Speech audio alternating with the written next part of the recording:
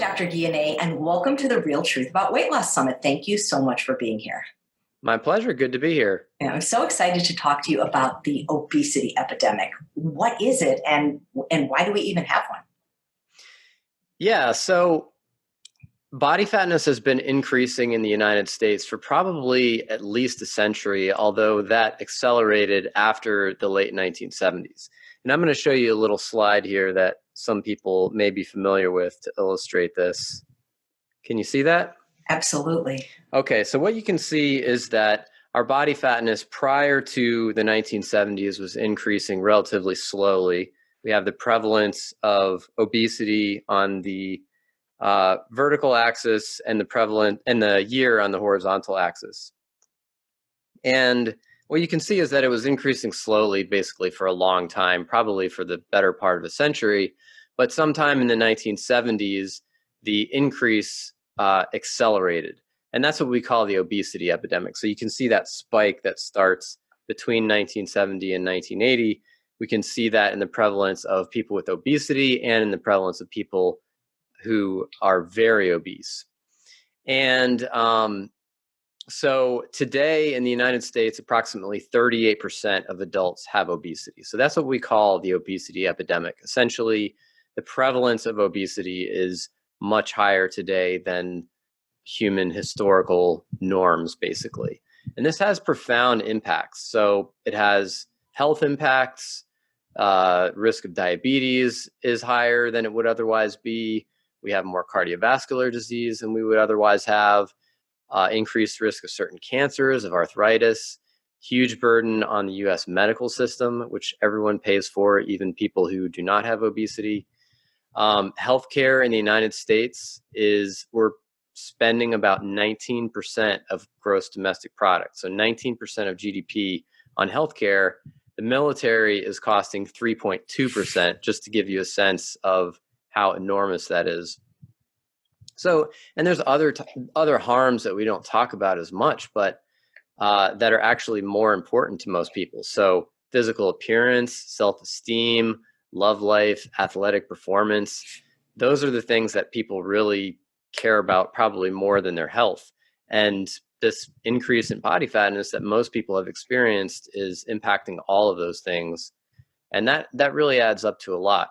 So the obesity epidemic basically is the large increase in obesity prevalence that's happened since the 1970s that has had profound impacts on American society and on affluent countries around the globe. It's incredible. How did you get interested in this? You look like somebody who's very fit and trim to me. Yeah, I mean, I've always had an interest in healthy eating and fitness, but really I came at things from the perspective of neuroscience. So I have always been interested in neuroscience, and I did a PhD in neuroscience.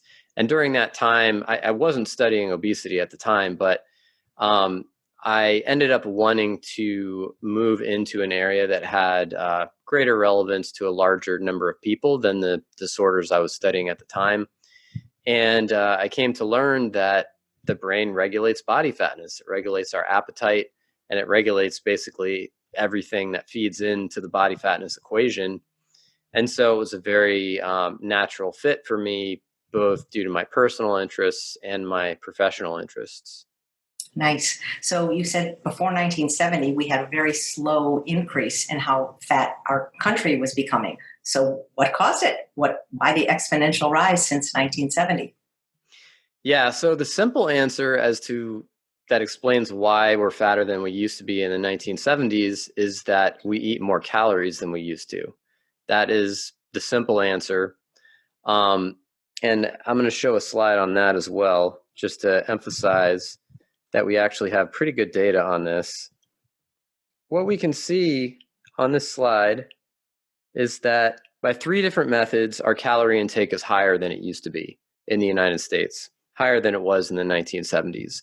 And I'm not going to get into the details of what those 3 different methods are, but suffice it to say that there's very good evidence that we're eating more calories than we used to, and the amount is really not trivial. So the most accurate measure we have, which is a measure that an estimate that was created by researcher Kevin Hall, suggests that we're eating about 218 calories every day more than we were in the mid 1970s. And that increase in calorie intake fully explains, or at least is able to fully explain, the increase in body fatness that we've seen. So that's the simple explanation. But why do we eat more than we used to? That was my next question. Why are we eating 218 more calories a day, and where are they coming from? Right, because we didn't just wake up one day and say, hey, I'm going to start eating more calories, right? So what is it about our food environment, or whatever else that caused us to eat more? Well, the first thing to note is that most of that increase in calorie intake appears to be because we snack more than we used to. So between meal snacking accounts for the majority of that increase in calories. So it's not exclusively that we're eating more at actual meals when we sit down. It's more that we're eating more between meals. And as I said before, I'm a neuroscientist by training, so I come at this from the perspective of the brain. But the brain turns out to be a rather useful perspective for understanding why we eat more. We have obesity because of our eating behaviors, because our behaviors cause us to eat more calories than we used to. And eating behaviors, like all behaviors, are generated by the brain. There's no other organ in the body that generates behaviors, including how much we eat, what types of foods we eat. So understanding how the brain works and how the brain pushes us to overeat in certain contexts, I think, is a really fruitful thing to do. So why are our brains pushing us to eat too much today when they weren't doing that as much historically? This is a pretty odd thing, right? I mean, if you step back and think about it, no one wants to overeat. No one wants to gain fat and, possibly eventually become sick. And yet most of us do that anyway. So what drives our own behavior to undermine our own best intentions for ourselves? That's a pretty odd thing, right?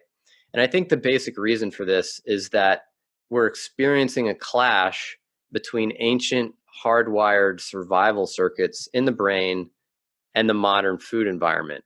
Basically, the modern food environment is sending our brains the wrong signals. So these brain circuits that I referred to are mostly operating outside our conscious awareness and regulating things like hunger and fullness and cravings and body fatness. And they evolved to help our ancestors survive and reproduce. But again, the modern world is sending those signals, is sending those circuits the wrong signals. One thing I want people to understand that's very important to grasping this concept is that most of our brain activity operates outside of our conscious awareness. So there are brain circuits that regulate our heartbeat, that regulate our breathing when we're not paying attention to it, that regulate our blood pressure and our digestion and body temperature and all those things. And things like hunger and cravings are also processes that are generated non-consciously by the brain. So you don't choose to feel hungry, right? You don't choose to feel a craving. Those are things that are generated by your brain that well up, and then we become aware of them, and then those influence our eating behaviors. And they do that in large part to the signals that the brain is receiving from both inside and outside the body, in large part as a result of the types of foods we're eating and the type of food environment that we live in. So to give you a simple example, if you walk past a pizzeria and smell pizza, that's a cue to certain non-conscious parts of your brain that may instinctively make you crave pizza and make you feel hungry. At that point, it may be hard for you not to stop and go into that pizzeria and overeat pizza. But if you hadn't walked past the pizzeria, and if you hadn't been able to smell the smell of pizza, you wouldn't have done that. So that's an example of how the cues that your brain is experiencing, for example, via sensory channels like smell and sight, impact those non-conscious brain regions that determine our eating drive. So that's just one example, and there are others that we'll go through. Well, it makes sense because we weren't designed to eat the kind of food that we're eating 218 more calories per day of. These are processed foods, I would imagine, snack foods. Yeah, exactly. To a large extent. So basically, there have been changes to the food itself, and there have been changes to the food environment that surround us. And so, in other words, how those foods are presented, how often we receive those sensory cues like the sight and smell of food. And I'll get to that. So yeah, so the basic reason that this happens is that the non-conscious parts of our brains that regulate things like hunger and cravings and body fatness evolved in the time of our distant ancestors to support survival and reproduction in that ancient context. And that context was that food was a lot harder to get and it was a lot simpler and less refined than it is today.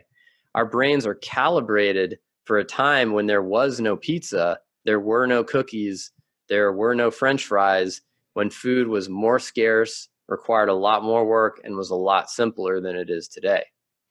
So basically, modern foods and the abundant food environment drive our brains crazy. They push our buttons and push us to overconsume, even though we don't really, on some level, we don't even want to do that.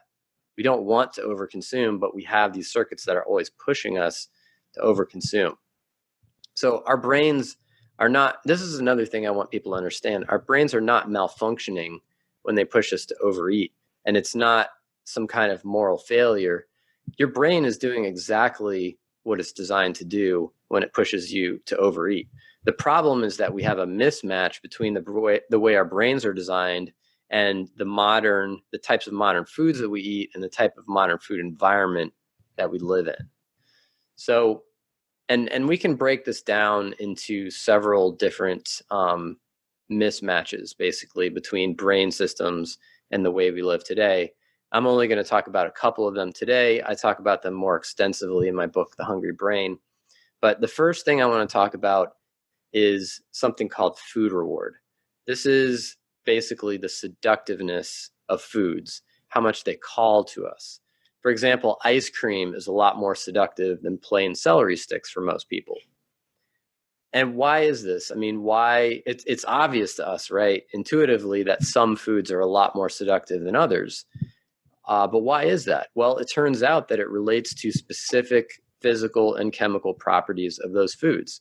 We have a pretty good idea of what it is about foods that makes some foods seductive and some foods not seductive. And the reason is that our brains are hardwired to respond to certain food properties by releasing a chemical called dopamine that stimulates our cravings and eating drive. So the digestive tract contains receptors that detect sugar and starch and fat and protein and salt. And it sends signals to the brain when it detects those things. And the more of those substances there are in a food, up to a point, the more dopamine release occurs in the brain, and the more that food increases your drive to eat it. So in other words, you eat the food and your drive to eat it increases both in that eating occasion and the next time you encounter the food.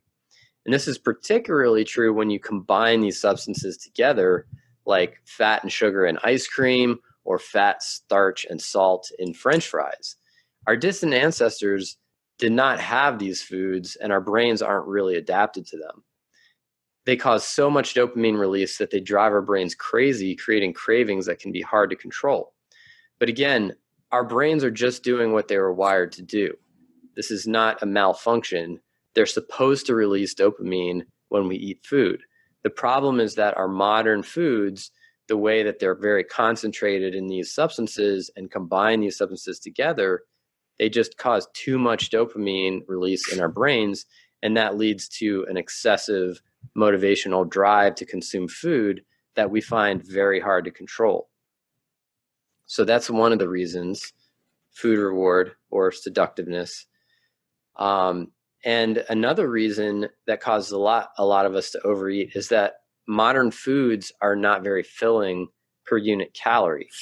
In other words, again, because of their physical and chemical properties, we have to eat more calories of these foods before we experience that sensation of fullness that tells us to terminate a meal. And this was best illustrated by a study published by Susanna Holt and her colleagues in 1995. They fed people equal calorie portions of 38 common foods, and they simply measured how full people were for the next 2 hours. And as it turns out, some foods were much more filling than others. And I'm going to show you a slide that illustrates that. I love this because I am familiar with her work, and I love how the number one food in terms of satiety is my favorite food. Cool. So the first thing I'll point out is that some foods were much more filling than others per unit calorie. The least filling food of all, which you can see on the left, is croissants. The most filling food that they tested per unit calorie on the right is potatoes. And basically these foods broke out into two different categories. And this isn't all the foods they tested, but this is just a representative sample. But they basically can be divided into two categories. They can be divided into calorie dense processed foods that cause very little fullness per calorie, and those are on the left, and unrefined, lower calorie density, more simple foods, more simple natural foods like those on the right that cause more fullness per unit calorie.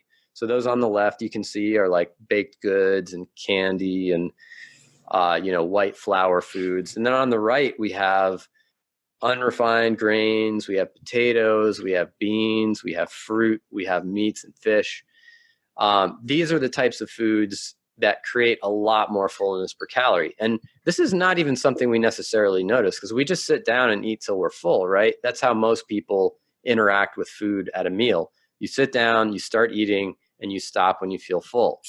But in fact, depending on which foods you're eating, you can eat a lot more calories or a lot fewer calories before you reach that point of fullness that stops your meal, but you won't even know it. You won't even realize that you consumed twice as many calories eating pizza as you would have if you had eaten, beans and potatoes and a piece of fruit. So that's something I consider it a really valuable tool because basically you can reduce your calorie intake in your waistline without causing yourself to go hungry at every meal. So they went further than just figuring out which foods are more filling than others. What they did was they actually identified the specific properties of those foods that caused them to be more filling or less filling. And what they found is that the most important things were 4 different properties. First of all was calorie density. I know you had a conversation with Barbara Rolls. She's a researcher who focuses a lot on calorie density. And what that is the number of calories in a food per gram, or it can be expressed per volume.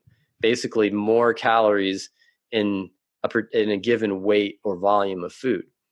And what that means is that very calorie dense foods don't stretch your stomach as much per calorie that you eat. So you can eat 100 calories of crackers, for example, and that's not going to fill up your stomach very much. Whereas if you ate 100 calories of oatmeal, which is mostly water and also has a lot of fiber, that's going to be a much larger volume in your stomach. And so up to a point, lower calorie density foods are actually more filling per calorie, probably in large part because they just take up more space in your stomach. The second thing is palatability, or how good a food tastes. So the more delicious a food was, the less filling it was per calorie. And I think we've had experiences like this where, most of us, where we're sitting at the table and we're eating something really delicious and it's like we can't stop. It's just so good. I want to keep eating it. So the more delicious, the less filling. And then the amount of protein was also related to fullness. So higher protein foods were more filling than lower protein foods. And then similarly, higher fiber foods were more filling than lower fiber foods. And if you look at foods that basically score poorly on all 4 of these metrics, calorie density, palatability, protein, fiber, you're basically describing junk food that most of us intuitively understand is pretty fattening, like white bread and pizza, French fries, ice cream, candy bars, etc. Whereas foods that score well on those 4 metrics, you're looking at whole, unrefined, lower calorie density foods, things like potatoes and fruit and beans and eggs, that most people would view as more slimming. So basically, our diet over, decades and decades has moved more toward seductive, lower satiety foods. So in other words, foods that are more, that draw us in more, that motivate us more, but fill us up less. And that's part of why we overeat. And we can see that very clearly if we look at the top 6 sources of calories in the US diet, which I'm showing here. Wow. Yeah, this is really extraordinary. So the number 1 source of calories in the US diet is grain-based desserts. So this is things like brownies and cakes and donuts and that sort of thing. At least as of the early 2000s, this is what was the case. Number 2 is bread. Of course, most of that is white flour bread. Bread is actually surprisingly dense, calorie dense. Most people don't realize that, but it seems fluffy, but once you chew it, the air goes away, and it's actually quite calorie dense. Chicken dishes, a lot of that was fried chicken, chicken nuggets. Number 4, I call sugar water. We're talking about soda and, energy drinks and that sort of thing. Number 5, pizza, of course. And number 6, alcoholic beverages. So, I mean, this is the American diet of the 21st century. And it's, if we look at that, I don't think it's really hard to understand why we have an obesity epidemic. And I think you can also see where I'm coming from with some of the principles that I've been talking about with high seductiveness and low satiety value. Wow. I don't eat anything on that list. Well, I sometimes have most of the things on that list, but I limit it quite a bit. Yeah. So another thing I want to mention too, I'm not going to discuss this a lot because it's kind of a can of worms, but another problem that we experience is that once we gain fat, it's very hard to lose that fat. And that's because of how our brains are designed, the fat regulating circuits in our brain.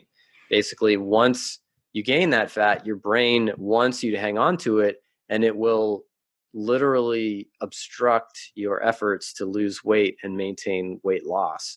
So it'll ramp up your hunger, it'll ramp up your cravings, it'll slow your metabolism, etc. And so again, this is just how our brains are designed, but this is one of the primary things that undermines weight loss attempts. People start losing weight, they like what's happening, they feel good, and then suddenly the hunger kicks in and the cravings kick in, and they're finding it really hard to sustain those changes they made. So this is another issue that relates to these non-conscious brain circuits that makes it difficult once someone has gained that fat to lose it. That doesn't mean it's impossible to lose the fat, but it is an additional barrier to losing that fat that I think, first of all, people need to understand what they're up against. And second of all, I think it helps people have some compassion for themselves. If they had a weight loss attempt that didn't go as well as they wanted it to, there are substantial barriers to, substantial and sustained weight loss. So don't be too hard on yourself. Do you think, Dr. Guyenet, that part of the problem is that at least for some people, these foods are highly addictive? It's interesting because you mentioned that you eat some of those foods on the list of 6, but you limit them. I found for myself, as someone who used to be obese, weighing almost 200 pounds, that I can't have any of those foods. Yeah, absolutely. I think it really depends on the type of person that you are. And I'm not someone who works directly with clients, so all I can say is what I see in the scientific literature and talking to other people who do work with clients and individuals. I tend to believe that there are 2 types of people. There are people who need to do the cold turkey approach, just not mess with those foods at all, because if you start to trigger that dopamine again, it's like an avalanche and you can't control it, or it would be very difficult to control it. And then there are other types of people who do really well with the moderation approach. Basically, for that type of person, it's easier for them to not cut those foods out completely because it helps them feel less deprived with their diet. So, and I don't think that there's one size fits all approach, but I think probably most people know what type of person they are already. Right. It just seems like those foods that were on the list of 6, those foods our ancestors didn't even have to deal with. They didn't exist up until recently in the timeline of human history. And they combined things that were never combined in nature. For example, sugar, fat, and salt never appeared together in nature. And now that's all we have in these processed foods. Absolutely. Yeah. And I mean, it's no accident that that's the perfect recipe for pushing our dopamine buttons. I mean, those foods literally were designed to taste as good as possible, right? And sometimes they were designed just over time in our own kitchens, chefs trying out recipes, etc. And sometimes they were designed industrially and, by people who have very scientific processes for figuring out what the optimal amount of sugar or salt or fat is in a particular food to make it sell as much as possible. And I don't think anyone intended to make us fat, but that is an unfortunate unintended consequence of making foods that are as marketable as possible. They maybe didn't intend to make us fat, but I think they did intend to make a profit. Absolutely. They intended to get us to buy their foods, and an unfortunate side effect is that we end up eating too much of it. So what should we eat to control our weight? Yeah, so ultimately weight control comes down to calorie intake. However, you can control, technically you can control your calorie intake and your weight eating any kind of food, even foods that we consider to be fattening and unhealthy. However, it will be a lot easier to control your calorie intake and your weight if you're eating foods that are conducive to that. So, some foods naturally lead to a higher calorie intake and higher body fatness, and some foods naturally lead to a lower calorie intake and lower body fatness. And I think choosing a diet that's composed of those foods and choosing a supportive food environment for most people is going to be a more effective and sustainable path than continuing to eat a calorie dense refined diet and just trying to eat less of it. And so there are certain principles that I tend to focus on when I'm thinking about how to design a diet like this. The first one is eat foods that are minimally processed. So we want foods that have their natural complement of water and fiber and other healthful components. So again, think about a bowl of oatmeal versus a handful of crackers, same number of calories, but one is a lot more filling than the other. Think about fresh fruit versus dried fruit. Even though the dried fruit might have most of the nutrients that the fresh fruit has, you're likely to eat a lot more of it due to the calorie density. And then, of course, when we talk about white flour, added fats, added sugars that we use in cooking, those are things that are very calorie dense that increase the palatability or deliciousness of food and cause us to overconsume. So basically, you want to limit anything that's not a whole, fresh, unrefined food. So you're limiting things like added fats, sugars, flours, most processed foods. Not to say that all processing is necessarily bad, but a lot of it is. So that's the first principle, is minimally processed. Second principle is you don't want the foods to be too palatable. You don't want it to be too delicious, because that's another thing. And I know this is not something anybody likes to hear. Well, it's funny because I don't know if you notice I'm a professional chef, and I'm laughing because that's how you get hired. I know. They don't want to hire a chef that makes food that doesn't taste good. I know. I've been joking that I should publish a bland food cookbook. But yeah, no, I know exactly. It's not something that anyone wants to hear, but that's the truth, is that the more delicious the food is, the more of it we're likely to eat. So I'm not saying don't eat food. You don't want your meal to be unsatisfying. It's got to be satisfying. But what I'd like to tell people is try to focus on foods that are just, high. You're focusing on the simple flavors of high quality foods. You're not dressing it up with a bunch of other things, a bunch of added fats and sugars and flavorings.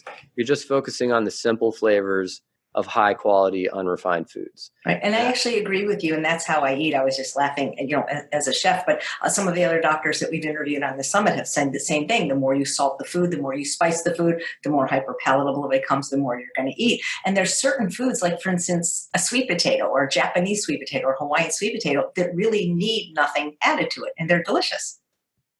Absolutely. I agree. And, I'm a big gardener. I grow a lot of my own food, and I specifically try to grow varieties that are tasty enough that I don't need to put anything on them. So for example, the winter squash that I grow, the varieties that I grow are so delicious. I literally just bake them and eat them plain. And that's the way that I prefer it, because I think it's healthier that way. So another thing is to moderate the calorie density of your diet. So you can't take this too much of an extreme. I mean, obviously your stomach knows if you're just, you're not going to be satisfied with the belly full of lettuce. So you can't drop your calorie density down too much. You have to still be eating enough calories to be satisfied. But if you avoid those very calorie dense things that are not very filling per unit calorie, and this goes hand in hand with avoiding the highly processed and refined foods, you're going to get more fullness per unit calorie. So, and then the fourth thing is to eat more protein. And by the way, I want to say that none of these things are indispensable. You can implement some of them, you can implement all of them, but all of them are tools that you can have in your toolbox. So by eating higher protein, you'll get more fullness per unit calorie. You'll tend to lose less muscle mass as you lose weight, and it tends to support your body's metabolic rate as you lose weight as well. So again, the four things I mentioned are minimally processed food, not too palatable, moderate calorie density, and higher in protein. I find that's very good advice. I know that you spoke at one of my mentors' conferences, Dr. John McDougall. As a matter of fact, that's how I first heard about you and heard you speak, and why I wanted to have you on the summit.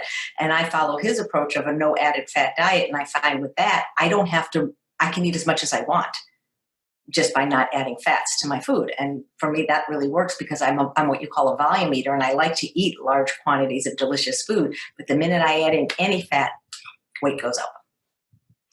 Yeah, I believe it. I think a lot of people don't realize how many calories they're eating as added fat. I mean, 1 tablespoon of added fat, if you visualize what a tablespoon looks like, it's not a lot of volume, right? I mean, if you think about the proportion of the amount of food on your plate that 1 tablespoon represents, that's 120 calories, just 1 tablespoon. And 1 teaspoon is 40 calories. So, I mean, and again, the excess amount that we're eating is 218 additional calories versus 1975.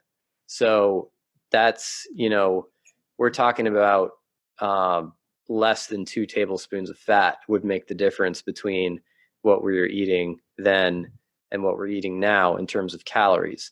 So, and by the way, our increased calorie intake is not fully accounted for by increased fat intake, but that is part of the explanation. We are adding more fat to our food. And so I think it's very, very pertinent. And you had mentioned Dr. Susanna Holt. If I'm saying her work correctly, she said that fat is the least satiating of all the macronutrients. The protein and carbohydrate are much more satiating. So fat doesn't necessarily fill us up the way that the protein and the carbohydrate does. Yeah, that can be true, but it depends on the context. So essentially, as I mentioned before, calorie density is one of the main determinants of how filling things are.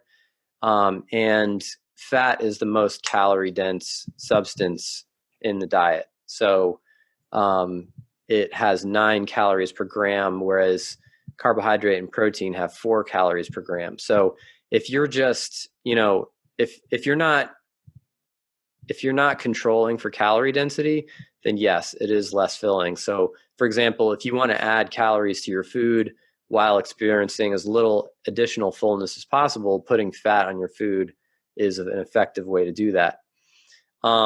But if you control for calorie density. For example, if you are serving meals that have different amounts of carbohydrate and fat, but the overall calorie density of the meal is the same, what you see is per calorie, you get the same, approximately the same amount of fullness. So if you hold calorie density constant, it's actually the same as carbohydrate. Yet it can be very easy if you're using added fats where they have a very high calorie density. It can be very easy to increase calories without increasing fullness very much. Terrific. You mentioned choosing a supportive food environment. Could you elaborate on what you meant by that? Yeah, absolutely. So I think this is one of the most important things that people should be focusing on to push their eating behavior in the right direction with less effort required. So essentially, your food environment is all the foods and food cues that surround you over the course of your day. So, for example, if you have chips sitting out on the counter, that's a food and a food cue. If you see advertisements on TV, that's a food cue. The average American adult sees 20 food ads per day on television alone. Teenagers see 16. And if you're at work and someone pulls out donuts in a meeting, that's part of your food environment. The lunch that you brought for yourself, all of those things are part of your food environment. And essentially, the way that our brains work is that our drive to eat is triggered in large part by these environmental signals. So, we talked earlier about smelling pizza as you walk past a pizzeria. That is a sensory trigger for your eating drive. The sight of foods can do that as well. So if you see, donuts or ice cream, let's say you open your freezer and your eyes, alight on a quart of ice cream that you didn't remember was sitting in there. All of a sudden, you might have an urge to eat that. It's not, you haven't tasted it. There's nothing happening physiologically in your body that's driving you toward that. It's just that cue. It's the sensory cue that's reminding your brain, oh, hey, there's a really delicious food that's right there. I could be eating that right now. And so essentially, what that means is that if you are living a life where you're surrounded by unsupportive food cues, that is to say, food cues that are not helping you reach your goal for yourself, it's going to make it a lot harder for you to eat the way you want to eat. So if you're seeing food ads on television, if you're surrounded by foods at home and at work that are tempting you all the time, you're going to have to be fighting yourself and exerting willpower all the time to eat the way that you want to eat. And the truth is that most of us are not heroes. Like, we can't sustain that all the time. We're going to give in more than we would like, and possibly on a regular basis. So the better way is to step back and to exert a little willpower before you're in that situation and design your food environment in a better way so that it supports you instead of undermines you. So essentially, what you want to do is you want to design an environment that's, first of all, not constantly feeding you food cues. You don't want to have visible food around your home and your workplace. You don't want to even have the most tempting things. You don't even want to have them in your home at all, because on some level, your brain knows it's there. And then you want to control your food cue exposures, like on television. Can you flip the channel when a food ad comes on? Or just, watch less television, maybe listen to the radio more or something like that. So the second thing you want to do is create small effort barriers for yourself for the food that is in your house. So, as opposed to having an open bowl of nuts that have been shelled, salted, let's say salted nuts that have been shelled, can you have a bag of unsalted in-shell nuts? So every time you want to eat nuts, you have to crack the nuts. Or, instead of dried fruit, you have whole oranges. So if you're hungry, you can eat an orange, but you have to peel it. That's a little effort barrier. And so it means that you won't actually do it unless you're actually hungry. Same with the nuts. And so those are just some ways to create little effort barriers. And the third thing is to not have the foods in your environment be too seductive. You want to avoid exposing yourself to cues that remind your brain of these really delicious foods all the time. So those are the three principles. One, limit food cues. Two, create small effort barriers. And three, limit the seductiveness of foods in your environment. Thank you. So many of the experts on this summit agree that the environment really is a huge predictor of someone's success. I always said if it's in your house, it's in your mouth. And so one of my secrets to being able to maintain my weight loss is to not have any food that's tempting in my house and also not to watch television. But I guess that won't work for everyone. That's interesting. So you just totally cut out TV as part of your strategy? Yes. I mean, I do watch things on Amazon Prime and Netflix, but it's been 10 months now. I haven't seen a television commercial. Yeah. Yeah. I mean, I'm sure that's helpful. Yeah. I mean, because I remember Lay's, bet you can't eat just one. That's true.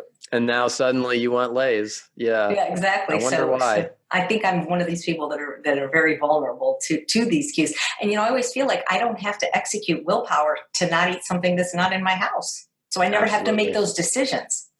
It's just so much easier. It really is. It really is. Thank you for saying that. So other than what you just talked about with the environment, is there anything else we should be focusing on other than the environment or the food to help with this obesity epidemic?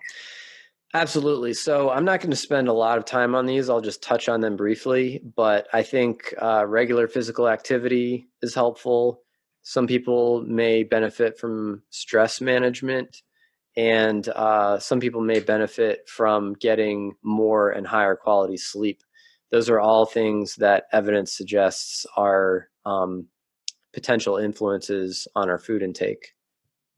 So you mentioned exercise, and I'm curious because you said about 218 more calories per day are being eaten. Couldn't we just up our exercise to burn 200 calories more a day and we'll be fine?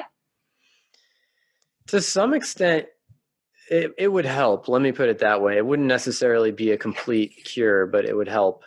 Yeah, and this is something that I think there's a lot of conflicting information about in media, because we have all these reports coming out and all these news articles suggesting that physical activity is not effective for regulating body weight, for losing weight or maintaining it. And some of these articles are written by well-respected people, but I respectfully disagree with that perspective. I think part of the issue is that a lot of the studies that have been done haven't monitored or enforced physical activity. So basically, they just tell people, hey, exercise more, and then send them home, and then they're not really making sure that they're actually exercising more. And the truth is, just like with diet interventions, a lot of people just don't follow the advice very well.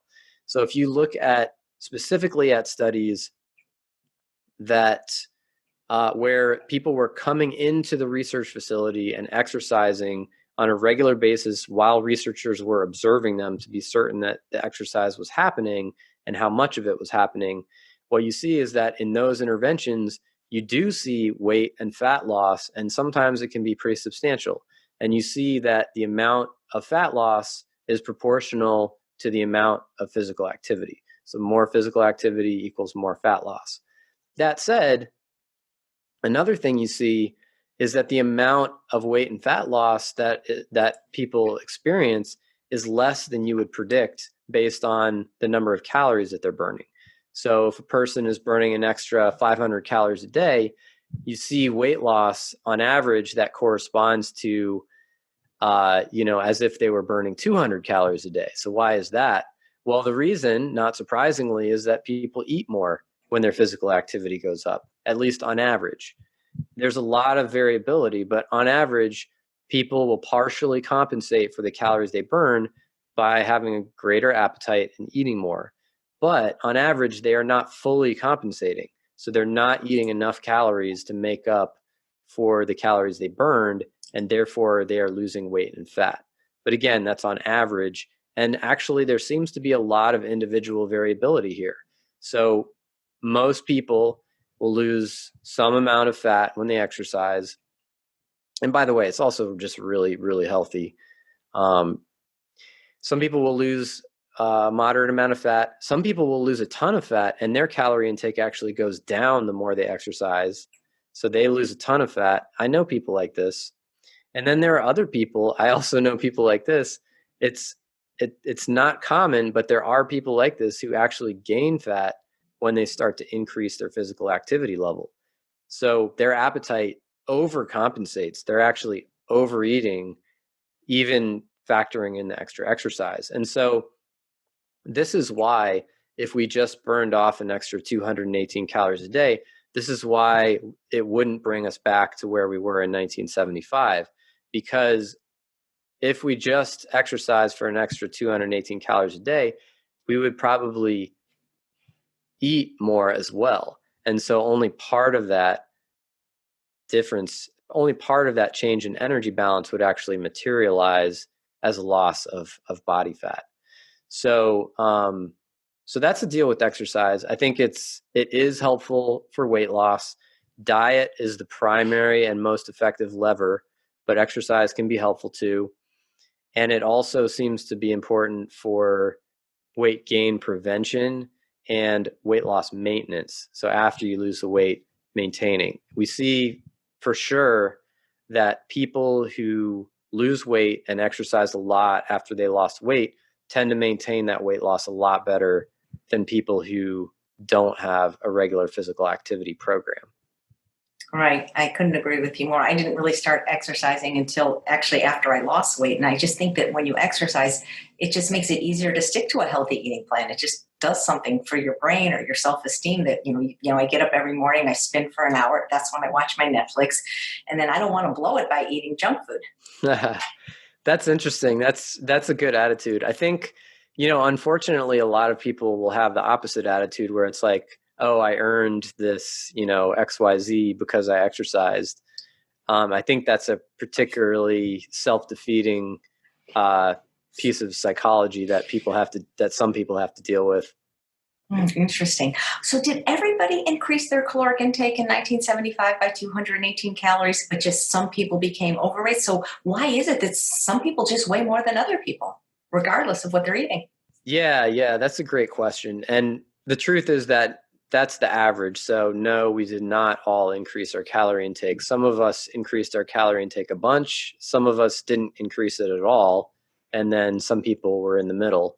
And obviously the people who increased it a bunch are the ones who gained the most weight. And you saw in that graph that I showed you, the first one, there was a trend line for obesity and there was a trend line for people who are very obese, which is body mass index of 40 or higher. And there's been something like a tenfold increase in extreme obesity. So yeah, it's basically the distribution is spread out over time. And a lot of this has to do with individual differences that boil down to genetics. So different people respond differently. Different people have responded differently to the change in our food and our food environment that has happened over the last half century or the last century. So we have a ton of genetics research happening right now on obesity. And what that research suggests is that about 70% of the differences in body fatness between people can be explained by genetic differences. And so this is something that I think is helpful for people to understand because, some people, they like to feel really smug because they're lean, or other people will feel bad because they're heavier and feel like they're, making poor choices. A lot of it, honestly, is genetics. That doesn't mean you can't affect it by diet and lifestyle, but certain people have certain susceptibilities from the beginning that make them more susceptible to the harmful effects of our current environment. And that happens across a variety of different things: cardiovascular disease, diabetes, body fatness, almost anything you can think of, it's the same way. Many of the speakers I've interviewed are familiar with the phrase that genetics only loads the gun, but it's your diet and lifestyle that pulls the trigger. Yeah, that's exactly right. And I'm glad you mentioned that because a lot of times when people hear that genetics is so important, they will say, oh, well, how could that be possible since, there's so much more obesity now than we used to have? obviously the cause is environmental, not genetic. And yeah, that's absolutely true. The reason that we're fatter today than we were 50 years ago is not because our genes have changed, but it's because of how our genes interact with how our environment has changed.